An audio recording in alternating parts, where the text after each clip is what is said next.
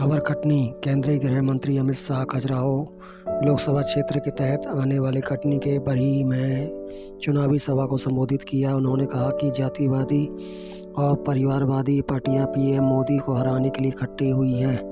उन्होंने कहा कि कांग्रेस ने 75 साल तक जातिवाद, परिवारवाद और भ्रष्टाचार के आधार पर राज किया है।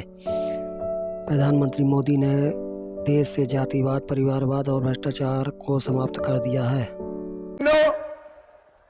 इतनी बड़ी संख्या में चिलचिलाती धूप में आप सभी आए हैं।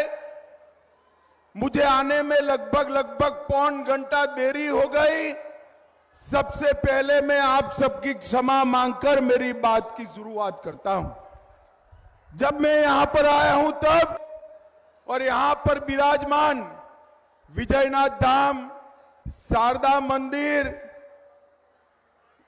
मातंगेश्वर मंदिर, माता बमबमरे बरबेनी और कालका माता मंदिर को प्रणाम कर कर मेरी बात की शुरुआत करता हूं। इस खजुराहो की धरती पर जिन्होंने इस धरती की आन बान शान बढ़ाने का काम किया, महाराजा छत्रसाल बुंदेला को भी मनपूर्वक प्रणाम कर कर मेरी बात की शुरुआत करना चाहता हूं। भाई और बहनों, ये जो चुनाव है, ये चुनाव सिर्फ भाई वीडी को सांसद बनाने का नहीं है।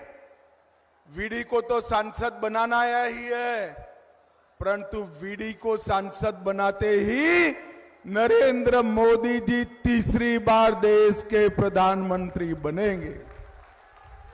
वीडी के नाम के सामने कमल निशान पर दबाया हुआ एक एक बटन नरेंद्र मोदी को फिर से प्रधानमंत्री बनाने के लिए आपका समर्थन है। भाई और बहनों, ये कांग्रेस पार्टी ने 70 साल तक जातिवाद, परिवारवाद और भ्रष्टाचार के आधार पर राज किया। मोदी जी ने देश में से जातिवाद, परिवारवाद और भ्रष्टाचार को समाप्त कर दिया। इन्होंने 4 ही जातियां बना दी।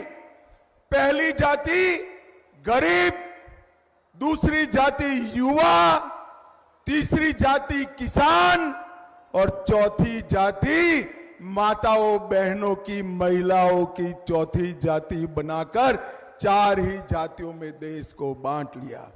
और मित्रों, ये जो जातिवादी पार्टियां हैं, वो जातिवादी पार्टियां आने वाले दिनों में नरेंद्र मोदी जी को परास्त करने के लिए इकट्ठा हुई है। आज मैं बताना चाहता हूं, ये परिवारवादी गठबंधन, उनका उद्देश्य क्या है? महाराष्ट्र में शरद पवार है, उनका उद्देश्य है अपनी बेटी को मुख्यमंत्री बनाना। उद्धव ठाकरे का उद्देश्य है अपने बेटे को मुख्यमंत्री बनाना। तमिलनाडु में स्टालिन का उद्देश्य है अपने बेटे को मुख्यमंत्री बनाना।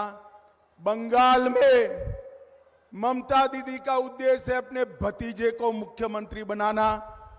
और सोनिया जी का उद्देश्य है राहुल बाबा को प्रधानमंत्री बनाना। अब भाई मुझे बताओ, जो लोग अपने बेटे भतीजियां इनके लिए काम कर रहे हैं, वो खजुराहो के युवाओं की सोच सकते हैं क्या? जोर से बोलो, सोच सकते हैं? माताओं की सोच सकते हैं? किसान की सोच सकते हैं? दलित और गरीब की सोच सकते हैं क्या? दलित और गरीब का अगर कोई सोच सकता है तो केवल और केवल नरेंद्र मोदी सोच सकते हैं और कोई नहीं सोचता। भाई और बहनों, ये सारा जो घमंडिया गठबंधन इकट्ठा हुआ है, ये पूरा का पूरा गठबंधन, इंडी अलायंस, ये भ्रष्टाचारियों का जमघट है। ये भ्रष्टाचारी सारे एकत्रित आए। 10 साल तक सोनिया मनमोहन ने सरकार चलाई, 2004 से 14 तक, और 10 साल में 12 लाख करोड़ का घपला घोटाला भ्रष्टाचार किया है। यहां पर कमलनाथ और बंटाधार ने भी कुछ बाकी नहीं रखा। मैं आज उनका पूरा कच्चा चिट्ठा लेकर आया हूं, मैं पढ़ना चाहता हूं। आप सहमत हैं तो मेरे साथ बोलना, भ्रष्टाचार किसने किया? तो कांग्रेस पार्टी ने। बोलिए भैया, कोल ब्लॉक का घोटाला किसने किया? जोर से बोलो, किसने किया? कॉमनवेल्थ का घोटाला किसने किया? 2G घोटाला किसने किया? शारदा चिटफंड किसने किया? सेबों की बिक्री का घोटाला किसने किया? INX मीडिया का घोटाला किसने किया? एयरसेल मिक्सिस का घोटाला किसने किया? अंतरिक्ष का घोटाला किसने किया? लैंड फॉर जॉब का घोटाला किसने किया? जम्मू कश्मीर क्रिकेट एसोसिएशन का घोटाला किसने किया? एम्ब्रायर डील का घोटाला किसने किया? ऑगस्टा वेस्टलैंड हेलीकॉप्टर का घोटाला किसने किया? ये 12 लाख करोड़ के घपले घोटाले करने वाली ये भ्रष्टाचारियों की जमात है। अब जेल में जा रहे हैं, छातियां पीट रहे हैं, हमें ये कर दिया, हमें वो कर दिया। मोदी जी ने 2014 में आने के पहले देश की जनता को वादा किया था, एक एक भ्रष्टाचारियों को चुन चुन कर जेल की सलाखों के पीछे भेजेंगे। मुझे बताओ खजुराहो वालों, ये भ्रष्टाचारियों को जेल की सलाखों के पीछे डालना चाहिए या नहीं डालना चाहिए? जरा जोर से बोलो, डालना चाहिए या नहीं डालना चाहिए? मैं आज खजुराहो की धरती पर कह कर जाता हूं, 12 लाख करोड़ रुपया, 12 लाख करोड़ रुपया देश के गरीबों का है, युवाओं का है, माताओं का है, किसानों का है। पाई पाई लौटानी पड़ेगी और जिन्होंने चोरी की है इसको जेल में जाना पड़ेगा। भाई और बहनों, मोदी जी ने 10 साल तक सरकार चलाई। 10 साल में मोदी जी ने करोड़ों गरीबों का कल्याण करने का काम किया है। मोदी जी ने सिर्फ 10 ही साल तक, कांग्रेस 50 साल तक जो नहीं कर पाई वो मोदी जी ने किया है।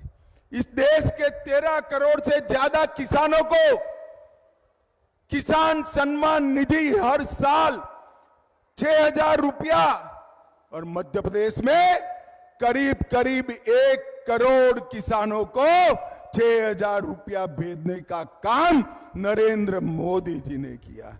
मध्य प्रदेश के अंदर 70 लाख से ज्यादा घरों में पीने का पानी पहुंचाने का काम नरेंद्र मोदी जी ने किया है। 4 करोड़ से ज्यादा गरीबों को 5 लाख तक का सारा स्वास्थ्य का खर्चा, बड़े से बड़ा ऑपरेशन आ जाए वो उठाने का काम नरेंद्र मोदी जी ने किया है। 80 लाख माताओं को घर में शौचालय देने का काम किया है और 5 करोड़ 40 लाख लोगों को हर महीना हर व्यक्ति 5 किलो अनाज फ्री ऑफ कॉस्ट कोरोना हुआ तब से देने का काम नरेंद्र मोदी जी ने किया है। 88 लाख माताओं को गैस का सिलेंडर दिया और इसके साथ साथ 82 लाख घरों में गैस का चूल्हा देने का काम नरेंद्र मोदी जी ने किया है। भाई और बहनों, आज मैं खजुराहो शहडोल आया हूं, तब मुझे बताओ कितने लोगों को कोरोना का वैक्सीन लग चुका है? जरा हाथ ऊपर करो तो। सबको दोनों लग गया है ना? 4 आना भी देना पड़ा है क्या? जरा बोलो तो बहनों, 4 आना भी देना पड़ा है? मोदी जी ने 130 करोड़ लोगों को कोरोना का दोनों वैक्सीन लगाकर कोरोना से भयमुक्त करने का काम नरेंद्र मोदी जी ने किया है। माताओं, भाइयों, बहनों, ये घमंडिया गठबंधन कभी देश का कल्याण नहीं कर सकता है। मुझे बताओ, ये कश्मीर जो है भाई, ये हमारा है या नहीं है? जोर से बोलो, है या नहीं है? आपका है या नहीं है? ये कांग्रेस पार्टी कहती है मध्य प्रदेश राजस्थान वालों का कश्मीर से क्या लेन देन है? अरे आप नहीं जानते हो, ये पूरे देश की एक एक इंच जमीन मध्य प्रदेश वालों की है, और मध्य प्रदेश की एक एक जमीन, एक एक इंच जमीन पूरे देश की है। आपको मालूम नहीं है खड़गे साहब? मुझे बताओ, धारा 370 जानी चाहिए थी या नहीं जानी चाहिए थी? जोर से बोलो, जानी चाहिए या नहीं जानी चाहिए? 70 साल तक एक कांग्रेस पार्टी धारा 370 को संभाल कर बैठी थी, नहीं हटाते थे, वोट बैंक की राजनीति करते थे। मोदी जी ने 5 अगस्त 2019 को धारा 370 को समाप्त कर दिया और कश्मीर को हमेशा के लिए भारत के साथ जोड़ने का काम किया। भाई और बहनों, मुझे बताओ, अयोध्या में राम मंदिर बनना चाहिए था या नहीं बनना चाहिए था? जोर से बोलो, बनना चाहिए था या नहीं बनना चाहिए था? 70 साल से एक कांग्रेस पार्टी राम मंदिर के मुद्दे को लटका रही थी, भटका रही थी, अटका रही थी। मोदी जी ने 5 ही साल में जजमेंट भी लाया, भूमि पूजन भी किया और 22 जनवरी को रामलल्ला को प्राण प्रतिष्ठा कर कर अपने मंदिर में विराजित किया। 17 तारीख को रामनवमी है। माताओं, भाइयों, बहनों, युवाओं, इस 17 तारीख को 500 साल के बाद रामलल्ला अपना बर्थडे अपने भव्य मंदिर में मनाने वाले हैं। पूरे देश को इसका आनंद है। और ये देखिए, कांग्रेस पार्टी, राहुल बाबा, सोनिया गांधी, खड़गे जी, राम मंदिर बनाया तो नहीं, मोदी जी ने बनाया और निमंत्रण भेजा तो निमंत्रण का स्वीकार भी नहीं किया। रामलल्ला के प्राण प्रतिष्ठा का बहिष्कार किया और जो लोग रामलल्ला के दर्शन करने गए उनको पार्टी से निष्कासित कर दिया, पार्टी से निकालने का काम किया। मित्रों, ये लोगों ने वोट बैंक की राजनीति करी है। ये लोगों ने आतंकवाद को सर पर चढ़ा कर रखा था। मैं आपको बताने आया हूं, 10 साल तक सोनिया मनमोहन सरकार थी। पाकिस्तान से हर रोज आलिया, मालिया, जमालिया हमारे देश में घुस जाते थे और बम धमाके करते थे, कोई ऊफ नहीं करता था। मोदी जी की सरकार आई, उनको लगा अभी भी कर सकते हैं, उरी और पुलवामा में किया, मगर इस बार नरेंद्र मोदी सरकार थी, कांग्रेस सरकार नहीं थी। 10 ही दिन में पाकिस्तान के घर में घुसकर सर्जिकल स्ट्राइक और एयर स्ट्राइक कर कर आतंकवादियों का सफाया करने का काम नरेंद्र मोदी जी ने किया। मुझे बताओ भाइयों बहनों, सीए जो शरणार्थियों को नागरिकता देता है, वो सभी हिंदू बौद्ध शरणार्थियों को नागरिकता देनी चाहिए या नहीं देनी चाहिए? जोर से बोलो, देनी चाहिए या नहीं देनी चाहिए? इसका भी कांग्रेस पार्टी विरोध कर रही है। भाइयों और बहनों, इन लोगों को तुष्टीकरण की राजनीति के अलावे कुछ सूझता नहीं है। मैं आज जब यहां आया हूं तब पूछना चाहता हूं, कमलनाथ जी, श्रीमान बंटाधार, आप अगर सुनते हो तो मेरी बात का जवाब देना। 10 साल तक आपने केंद्र में सरकार चलाई, 2004 से 14 तक मध्य प्रदेश के विकास के लिए कितना पैसा दिया, जरा हिसाब किताब दो मध्य प्रदेश की जनता को। भाई, देना चाहिए या नहीं देना चाहिए? जोर से बोलो, मांगना चाहिए या नहीं मांगना चाहिए? वो नहीं देंगे, मगर मैं लेकर आया हूं। दे दूं क्या हिसाब? दे दूं भाई? ध्यान से सुनिएगा। 10 साल में कांग्रेस पार्टी ने मध्य प्रदेश के विकास के लिए 1,99,000 करोड़ रुपया दिया। कितना दिया? 1,99,000 करोड़। और मोदी जी ने 10 साल में मध्य प्रदेश के विकास के लिए 1,99,000 के सामने 7,74,000 करोड़ रुपया देने का काम किया। 4 गुना पैसा मध्य प्रदेश के विकास के लिए नरेंद्र मोदी जी ने दिया है। इसके अलावे 86,000 करोड़ रुपया सड़क के लिए, राष्ट्रीय राजमार्गों के लिए अलग दिया। 94,000 करोड़ रुपया रेलवे के लिए अलग दिया और 2,000 करोड़ रुपया एयरपोर्टों के उत्थान के लिए अलग से दिया। 1,82,000 करोड़ रुपया दूसरा देने का। लगभग 10 लाख करोड़ रुपया हर साल 1 लाख करोड़ रुपया भेजने का काम ये भारतीय जनता पार्टी की सरकार ने किया है। भाई और बहनों, अगर एक घमंडिया गठबंधन जीतता है तो आने वाले दिनों में सबसे बड़ा नुकसान ओबीसी का होने वाला है। एक कांग्रेस पार्टी ओबीसी विरुद्ध पार्टी, ओबीसी की विरोधी पार्टी।